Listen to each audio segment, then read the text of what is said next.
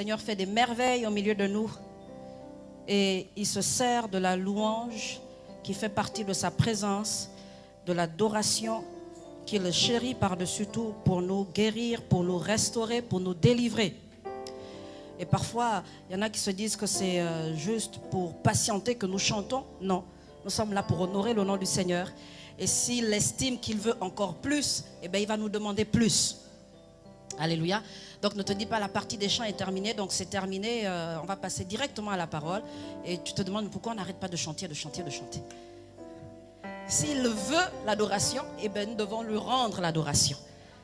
Et nos cœurs qui ont été formés à son image vont donner davantage l'adoration parce qu'ils réclament l'adoration. Ils réclament l'adoration. Et comme j'aime dire souvent aux musiciens, lorsque nous faisons des formations dans le domaine de la louange, je leur dis que notre cœur est la première percussion que Dieu a créée. Pour entendre le son d'une percussion, il faut frapper dessus. Et le seul percussionniste qui sait jouer à cette percussion, c'est le Seigneur. C'est lui qui sait faire battre ce cœur. Alléluia. Alors que nos cœurs puissent lui rendre la louange, l'adoration. Que son nom soit béni ce matin. Amen. Que son nom soit glorifié. Ce matin, j'aimerais vous parler de la foi. Dimanche dernier, nous avons vu que nous devons donner au Seigneur et c'est parce que le Seigneur nous a donné que nous devons rendre en retour. La Bible nous enseigne dans le livre de Chroniques que nous lui offrons simplement ce que nous avons reçu de lui. Et dimanche dernier, on l'a vu qu'il nous faut la foi pour donner au Seigneur. C'est vrai qu'on ne peut pas donner au Seigneur s'il nous manque la foi. Et ce matin, j'aimerais vous parler de notre foi. La victoire qui triomphe du monde, c'est notre foi. C'est notre foi. Et je crois que le Seigneur a commencé ce matin à faire cette œuvre dans nos cœurs, à réveiller la foi là où elle commençait à manquer. Il est venu pour nous encourager, pour nous fortifier ce matin. Mais parfois, le Seigneur ferait un chemin qui est différent de ce que nous, on a calculé. Parfois, le Seigneur nous fait passer par des chemins différents et on ne comprend toujours pas les voies qu'il trace devant nous. Mais un peu plus loin, on se rend compte que oui, il était réellement avec nous. Alléluia. La victoire qui triomphe du monde, c'est notre foi. C'est un texte que nous retrouvons dans 1 Jean au chapitre 5. On va le lire ensemble. 1 Jean chapitre 5.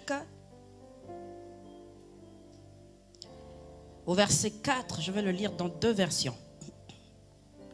1 Jean chapitre 5, verset 4. Dans la version Louis II, il est dit « Parce que tout ce qui est né de Dieu triomphe du monde. Et la victoire qui triomphe du monde, c'est notre foi. »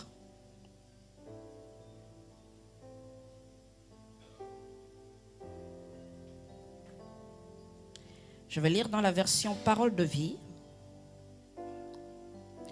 Parce que tous ceux qui sont enfants de Dieu peuvent vaincre le monde. Et ce qui nous rend vainqueurs du monde, c'est notre foi.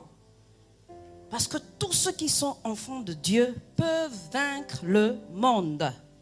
Et ce qui nous rend vainqueurs du monde, c'est notre foi. L'apôtre Jean, c'est quelqu'un qui a marché avec le Seigneur. Avec les autres disciples, il était, comme on le dit souvent, celui qui était le plus proche du Seigneur. Et on le voit dans sa manière d'exprimer sa relation avec le Seigneur. C'est beaucoup d'adoration, c'est beaucoup d'amour. Il parle beaucoup d'amour, il parle beaucoup de relation avec le Seigneur. Et en parlant d'amour et de relation avec Dieu, il parle aussi de combat. C'est vrai qu'on ne le voit pas beaucoup parler de combat comme l'apôtre Paul, mais on se rend compte que c'est quelqu'un qui parle du combat d'une autre manière, qui ne parle pas des armes, qui ne parle pas de la guerre, qui ne parle pas de ça avec une connotation, qu'on dirait, violente peut-être, mais c'est quelqu'un qui parle de combat, mais surtout de victoire, parce qu'il a expérimenté quelque chose en étant auprès du Seigneur. Les apôtres, lorsqu'ils ont marché avec le Seigneur, ils étaient encore disciples. Donc à cette étape où ils recevaient les instructions, ils recevaient l'enseignement, ils partaient quand Jésus les envoyait, ils revenaient, ils faisaient des comptes rendus. Il y a des moments où le Seigneur les envoyait 2 par 2, parfois 3 par 3, et quand ils revenaient, ils faisaient des comptes rendus au Seigneur. Voici ce qui s'est passé, voici ce qu'on n'a pas pu faire, est-ce que tu peux nous expliquer? Et dans cette relation qu'ils développaient avec le Seigneur, à un moment donné, Jésus était avec les 12, parfois avec 9, parfois avec 6, parfois avec 3, parfois avec une seule personne. Et on se rend compte que lorsqu'il se retrouve avec ces 3 disciples-là, à l'approche de la crucifixion, ils expérimentent une chose extraordinaire. Ils expérimentent la présence de Dieu au point où ils voient Moïse et Élie apparaître dans la présence du Seigneur. Et on le voit dans Hébreux 12, quand la Bible nous parle de la présence du Seigneur. La Bible nous révèle que la présence du Seigneur, ce n'est pas juste Dieu, l'image de Dieu qu'on a souvent assis sur son trône, un vieux barbu, hein, assis sur son trône et qui est là en train de régner, faire les chefs. Non. Mais Hébreu nous enseigne dans le chapitre 12 que la présence de Dieu, c'est la personne même de Dieu, mais tout ce qu'il y a dans son palais, tout ce que l'on retrouve dans son palais. On retrouve les anges, on retrouve le sang de Jésus. La Bible dit que le sang de Jésus qui crie mieux que celui d'Abel. Celui d'Abel crie vengeance parce qu'il a été assassiné par son frère. La Bible dit que le sang de Jésus crie la rédemption, le salut, la guérison, la délivrance. C'est pourquoi lorsqu'on vient au Seigneur, lorsqu'on vient pour confesser nos péchés de la culpabilité, on est restauré. Pourquoi on peut être reconnaissant? Parce qu'on se rend compte qu'on ne méritait pas. On ne méritait pas le pardon de nos péchés, mais Jésus est venu mourir à la croix pour nous.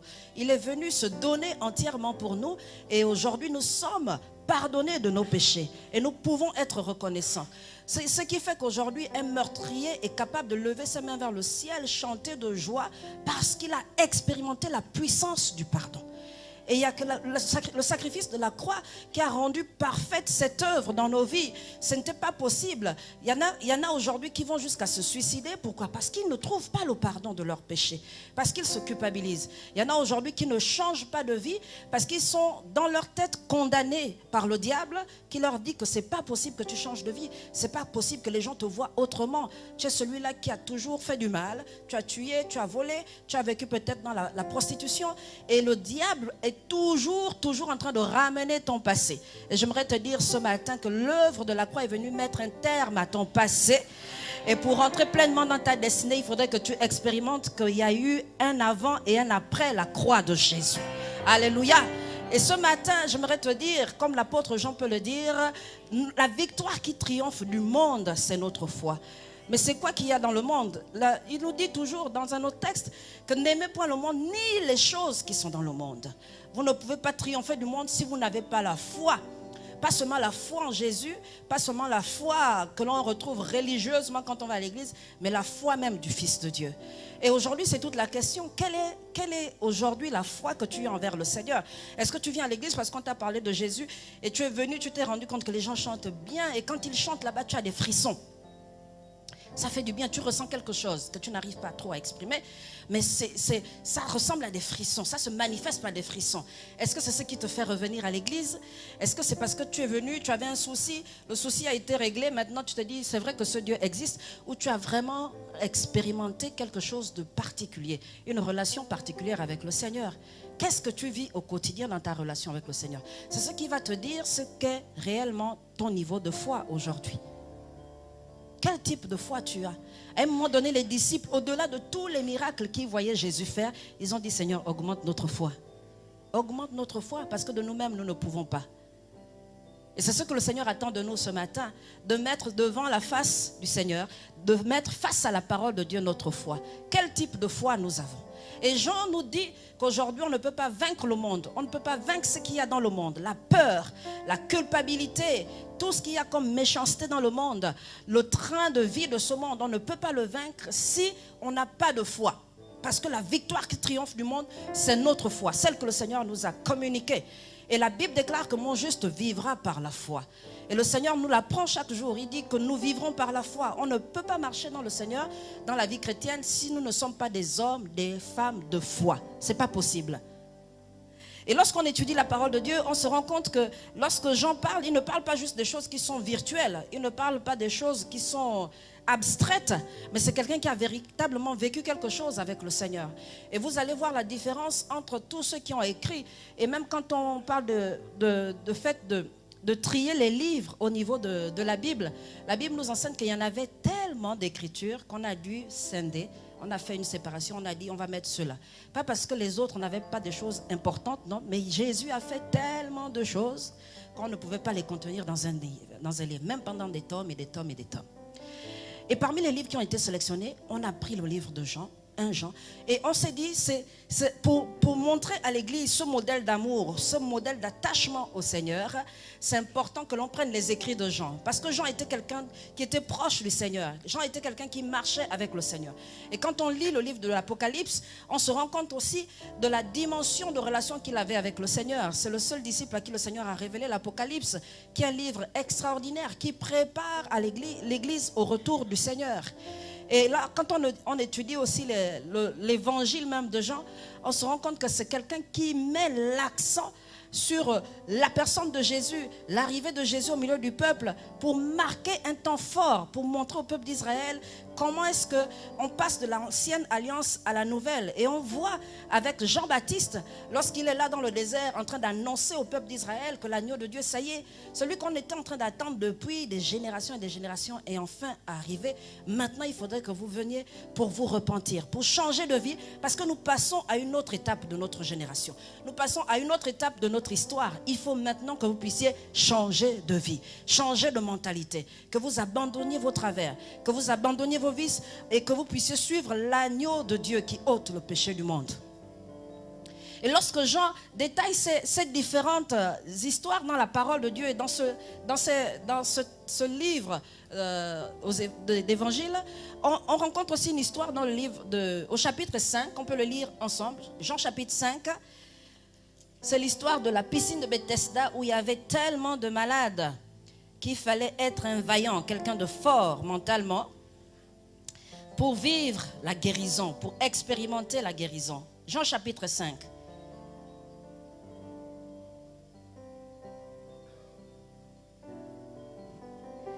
Après cela, à partir du verset 1, après cela, il y eut une fête des Juifs et Jésus monta à Jérusalem. Or, à Jérusalem, près de la porte des brebis, il y a une piscine qui s'appelle en hébreu Bethesda et qui a 5 portiques.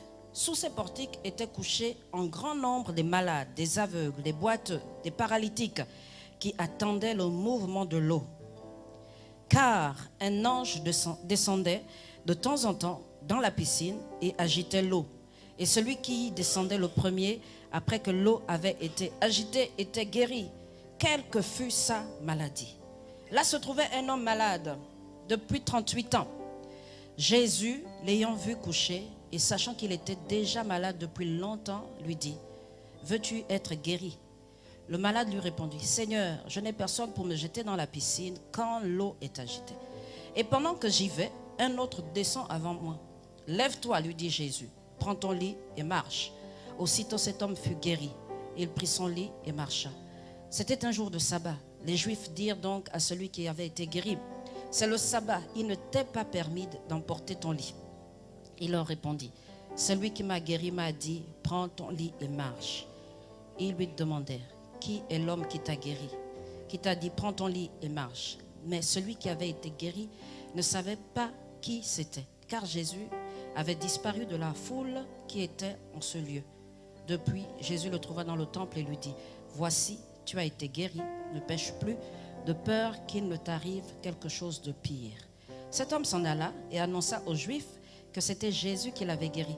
C'est pourquoi les Juifs poursuivaient Jésus et cherchaient à le faire mourir, parce qu'il faisait ces choses le jour du sabbat. Amen. Voilà une histoire un peu bizarre, une histoire étrange. La Bible nous parle de plusieurs malades. Et quand on lit les différents malades qu'il y avait autour de la piscine, c'était des boiteux, des paralytiques, des aveugles, des personnes qui n'étaient pas capables de se déplacer rapidement.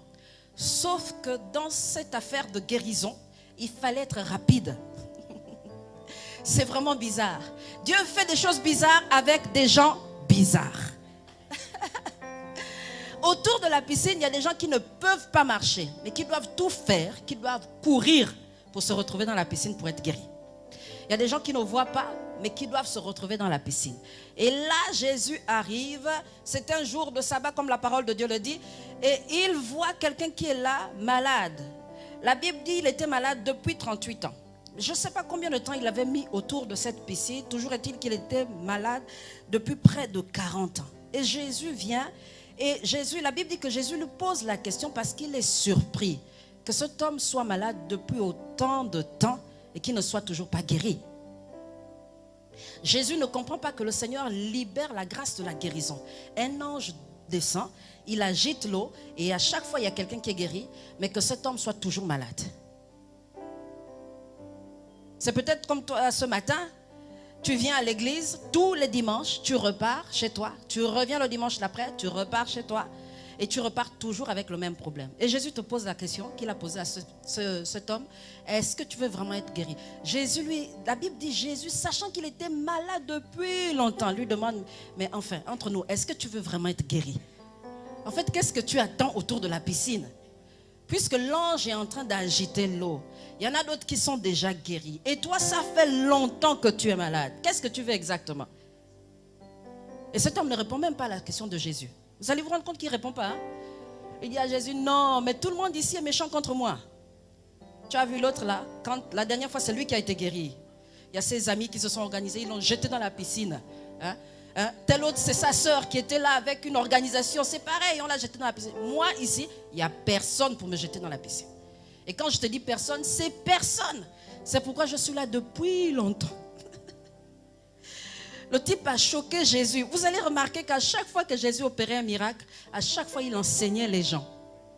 À chaque fois, il leur demandait, est-ce que tu crois que je suis capable de faire telle chose? Il y a des moments où il lui demandait, qu'est-ce que tu veux que je fasse pour toi?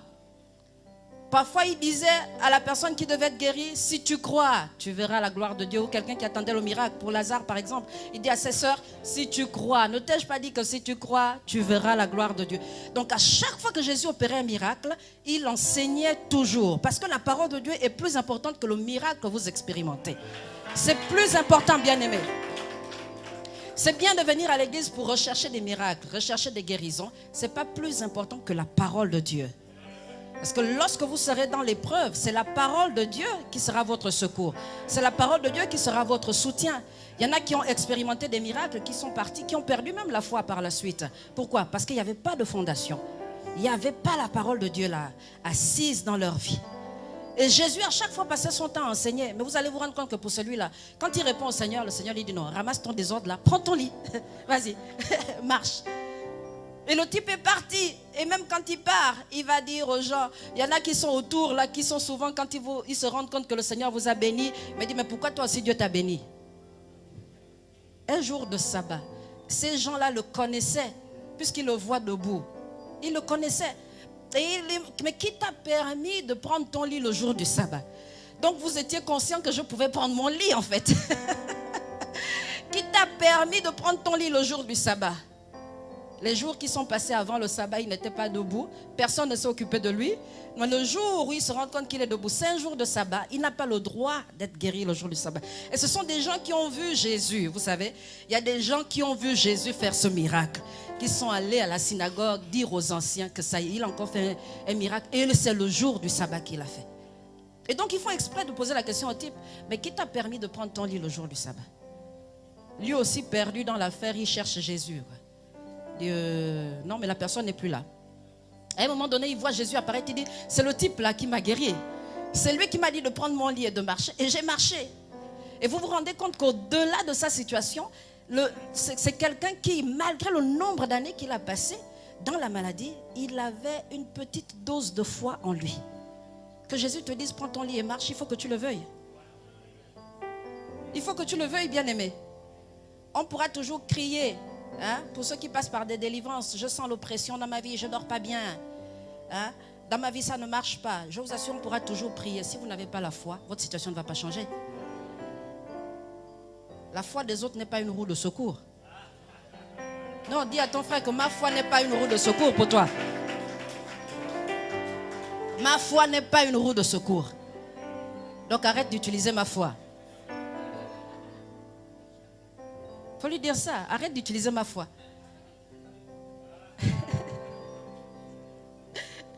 Mais il y a des moments comme ça où les autres ont besoin de notre foi. Donc on vient avec Jésus au secours de leur foi. Et le Seigneur lui dit, prends ton lit et marche. Le type se lève, il prend son lit, marche. Et il va au temple. Mais c'est bien après que le Seigneur l'enseigne. Il lui dit, fais attention maintenant. Va, ne pêche plus. De peur que ta situation ne devienne pire qu'avant. Ne pêche plus. C'est là que Jésus trouve l'occasion de l'enseigner parce qu'il a expérimenté quelque chose avec Dieu. Et il se rend compte qu'autour de lui, le miracle est en train de faire du bruit. Et je t'annonce ce matin que le miracle qui vient pour toi annonce du bruit. Viens avec du bruit au nom de Jésus. Alléluia. Ton miracle vient avec du bruit. Tu n'entends peut-être rien, mais je t'assure qu'autour de toi, les cloches sont en train de sonner au nom de Jésus. Et il y en a qui vont te dire, comme les pharisiens ont fait à ce monsieur, mais qui t'a dit que toi tu avais le droit d'être guéri aujourd'hui? Tu lui dis que jour de sabbat ou pas sabbat, Jésus a tout accompli pour moi à la croix. Alléluia. Que ça soit le sabbat ou non, Jésus a tout accompli. Il m'a dit de me lever et de marcher au nom de Jésus. Et j'ai pris mon lit, j'ai marché. J'ai pris mon couple, j'ai marché. J'ai pris mes enfants, j'ai marché. J'ai pris la maladie, je l'ai mise de côté. Et j'ai marché au nom de Jésus de Nazareth. Alléluia. Et c'est ce que le Seigneur attend de nous ce matin. La victoire qui triomphe du monde, c'est notre foi. Il fallait que cet homme soit rempli de foi pour se lever. Et lorsque les gens parlaient autour de lui, il ne s'est pas découragé. Il ne s'est pas dit, mais pourquoi est-ce que les gens disent ça de moi? C'est pas normal et tout. Pourtant, c'est bien d'être guéri. Il y en a qui passent, qui perdent du temps à se culpabiliser sur des choses qui ne valent pas la peine. Dieu t'a guéri, il t'a guéri. Pourquoi tu veux justifier une guérison? Tu veux justifier un miracle? C'est plus un miracle. On ne justifie plus les miracles. C'était avant, les gens trafiquaient les miracles. Mais au nom de Jésus, on ne justifie plus les miracles. Sinon, tu justifies le nom de Jésus. Et il y en a comme ça qui vont faire comme les pharisiens. Tu n'as pas le droit d'être guéri. Tu n'as pas le droit de te marier. Tu n'as pas le droit d'avoir un travail. Pourquoi est-ce que toi aussi tu es béni? Dis-lui que la grâce de Dieu coule en moi. Le bonheur et la grâce m'accompagnent tous les jours de ma vie. Et j'habiterai dans la maison de l'Éternel jusqu'à la fin de mes jours. Alléluia. Alléluia. La victoire qui triomphe du monde, c'est notre foi. Il y a des personnes qui ont expérimenté la foi. On le lit dans le livre de 2 Chroniques. Josaphat est en train de régner sur Juda et il y a des ennemis qui se lèvent contre eux. On va juste relever quelques principes dans ce passage. 2 Chroniques au chapitre 20. 2 Chroniques chapitre 20.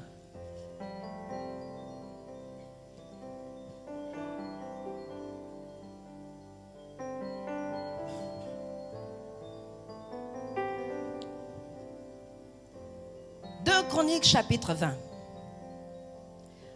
On va lire à partir du verset 1. Après cela, les fils de Moab et les fils d'Ammon, et avec eux des Maonites, marchèrent contre Josaphat pour lui faire la guerre. On vint en informer Josaphat en disant: une multitude nombreuse s'avance contre toi depuis l'autre côté de la mer, depuis la Syrie, et ils sont à Saton Tamar, qui est En-Gedi. Dans sa frayeur, Josaphat se disposa à chercher l'Éternel et il publia un jeûne pour tout Juda. Juda s'assembla pour invoquer l'Éternel et l'on vint de toutes les villes de Juda pour chercher l'Éternel. Josaphat se présenta au milieu de l'assemblée de Juda et de Jérusalem dans la maison de l'Éternel, devant le nouveau parvis, et il dit: Éternel, Dieu de nos pères, n'es-tu pas Dieu dans les cieux? Et n'est-ce pas toi qui domines sur les royaumes des nations? N'est-ce pas toi qui as en main la force et la puissance et à qui nul ne peut résister? N'est-ce pas toi, ô notre Dieu, qui as chassé les habitants de ce pays devant ton peuple Israël et qui l'a donné pour toujours à la postérité d'Abraham qui t'aimait? Ils l'ont habité et ils t'y ont bâti un sanctuaire pour ton nom en disant: s'il nous survient quelque calamité, l'épée, le jugement, la peste ou la famine, nous nous présenterons devant cette maison et devant toi, car ton nom est dans cette maison.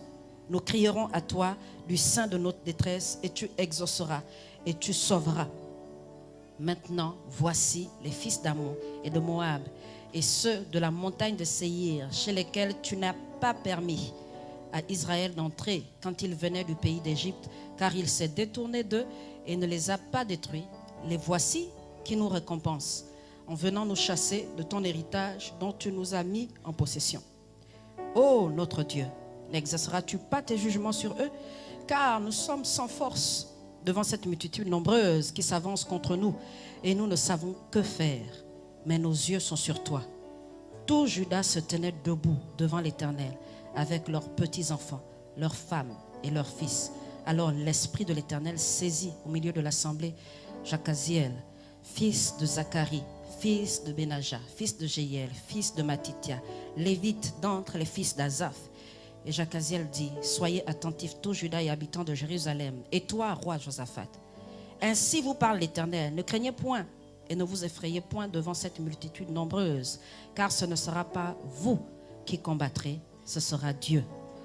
Demain, descendez contre eux, ils vont monter par la colline de Tite, et vous les trouverez à l'extrémité de la vallée, en face du désert de Jéruel. Vous n'aurez point à combattre en cette affaire. Présentez-vous, tenez-vous là, et vous verrez la délivrance que l'Éternel vous accordera.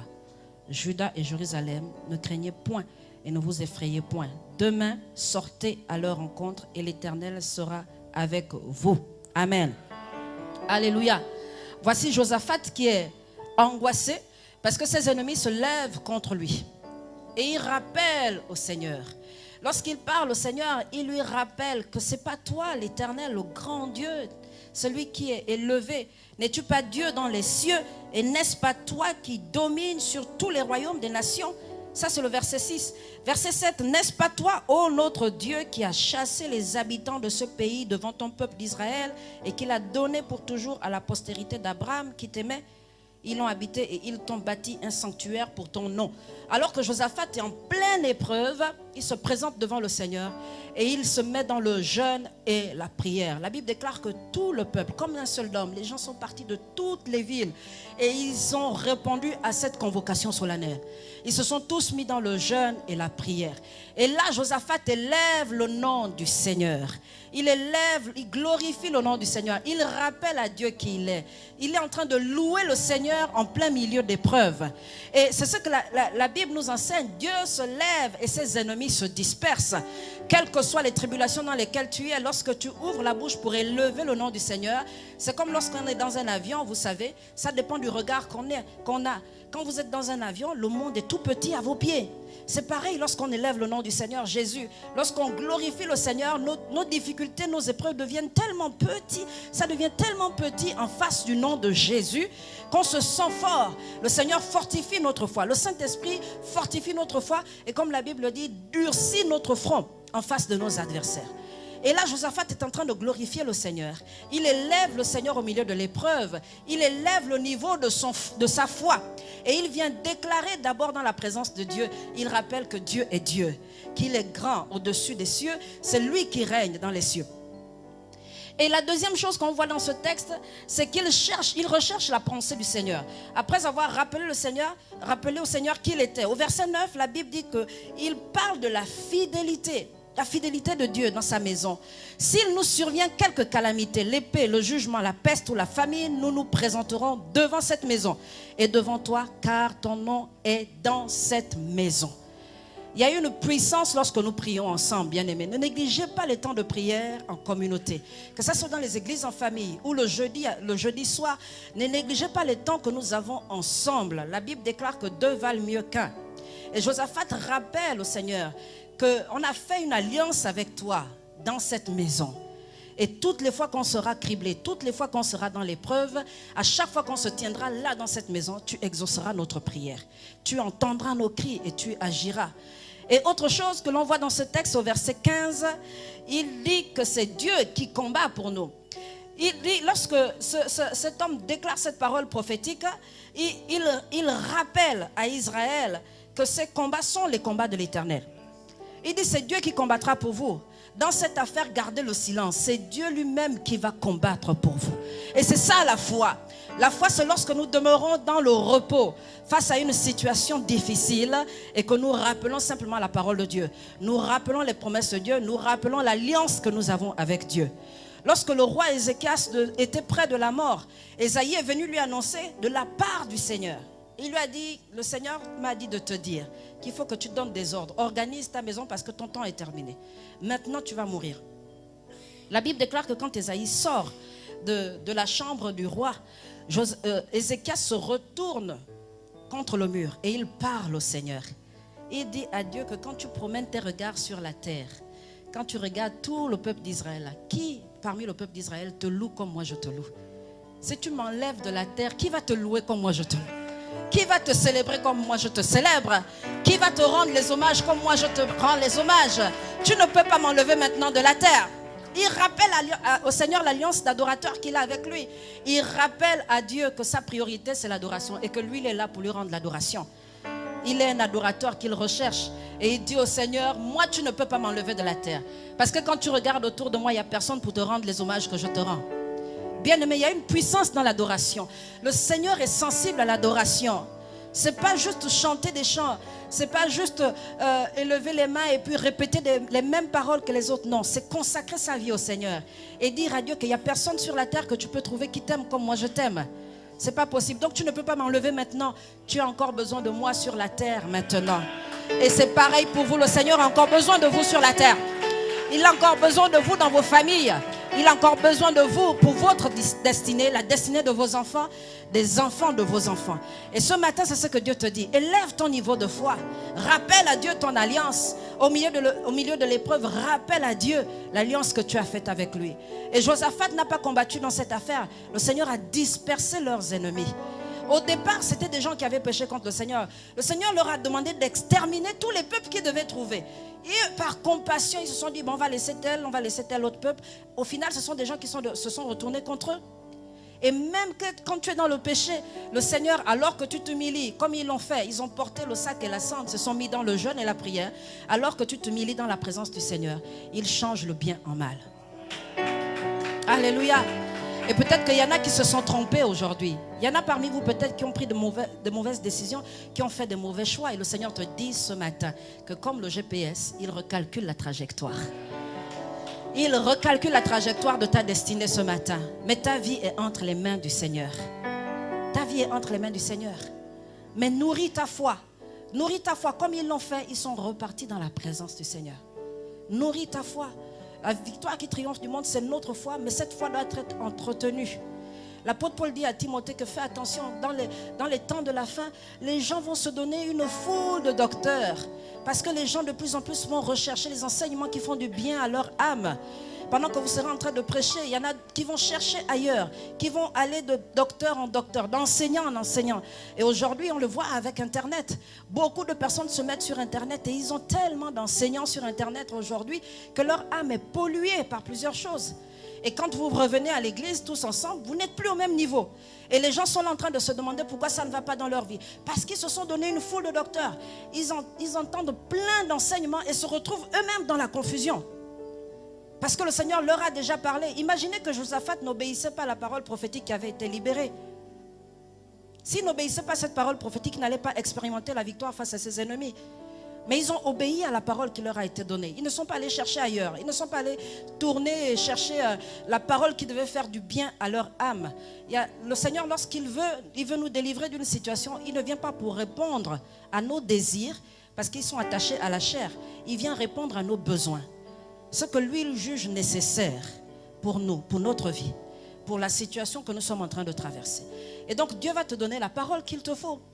Lorsque le Seigneur a parlé aux enfants d'Israël, il leur a dit, c'est moi qui vais vous montrer le lieu dans lequel vous allez aller adorer. Parce que c'est dans cet endroit que je pourvoirai à vos besoins. Je vais guérir là, je vais délivrer là. Et souvent les gens se disent qu'on a le droit, par exemple pour ceux qui vont d'enseignant en enseignant, on a le droit d'aller d'enseignement en enseignement. Vous savez, lorsque vous n'avez pas assez de maturité, vous vous retrouvez tout de suite la proie de mercenaires. Et il y en a beaucoup aujourd'hui sur Internet, les mercenaires.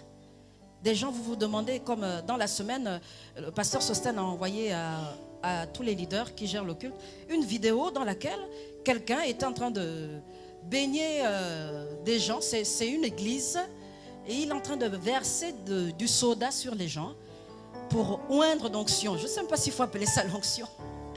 Et les gens viennent devant celui qui est apparemment le pasteur. Chacun vient avec son soda. Et le pasteur le prend, il renverse le truc. Et il y en a qui font comme s'ils se lavaient là avec le savon. Et renversent le soda partout. Et je disais, mais en fait, qu'est-ce qu'il leur a expliqué pour qu'ils se retrouvent à accepter cela?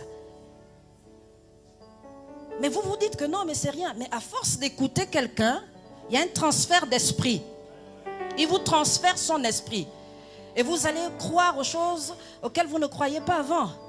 Vous allez accepter ce que vous n'acceptiez pas avant. Pourquoi? Parce que vous avez été au contact de cet esprit.